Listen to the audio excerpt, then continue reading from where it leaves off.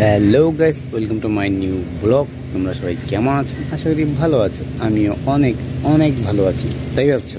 এটা ভুল। আমি অনেক খারাপ আছি। কারণ কি, আমি আমার নিজের রাজ্যে নেই, আমি কেরালাতে পড়ে আছি।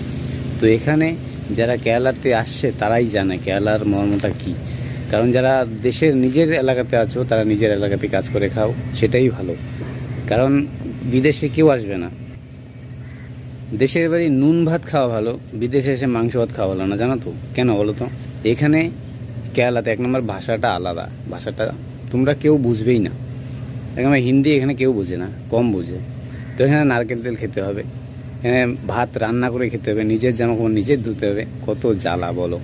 তো আমরা যারা কেরালাতে আছি তারা এই জ্বালাটা বুঝতে পারি যে কতটা জ্বালা।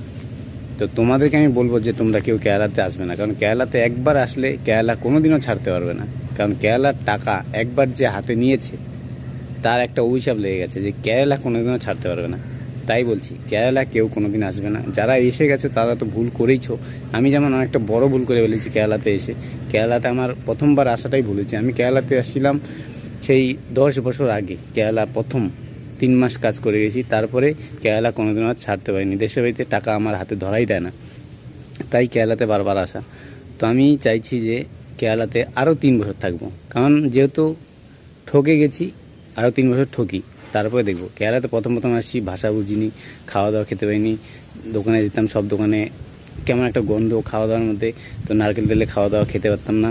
তো এই সমস্যাগুলো সবার সাথে হচ্ছে, যারা কেরালাতে আসছে সবার সাথে হচ্ছে। আর বর্তমান কেরালাতে যারা আসবে তারা না খেয়ে থাকতে হবে, কারণ কি বর্তমান কেরালাতে কাজ খুবই কম, কাজ নেই। তাই কেরালাতে কেউ এসো না। নিজের দেশে নুন ভাত খেয়ে থাকো, নিজের দেশে মা বাবা বউ বাচ্চা নিয়ে ভালো থাকো। কেরালাতে কেউ এসো না, আসলে পরেই বিপদ। তো আসলে কেরালা কোনোদিন ছাড়তে পারবে না। তাই বলছি, কেরালাতে কেউ এসো না।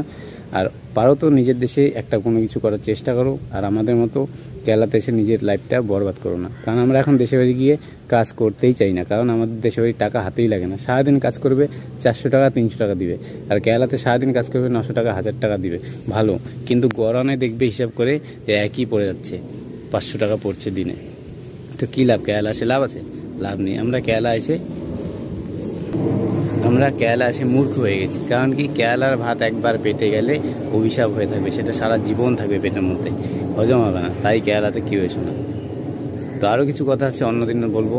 তো ততক্ষণ সবাই ভালো থাকো, সুস্থ থাকো। আর ভিডিওটা ভালো লাগলে লাইক কমেন্ট সাবস্ক্রাইব করে দিও। আর কার কী মতামত আছে কমেন্টে অবশ্যই জানাবে। আমাদের কেরালার কি তোমাদের সুবিধা পাচ্ছ কি পাচ্ছ না, আর কেমন লাগছে কেরালাতে, আর কে কে আসতে চাও অবশ্যই জানাবে।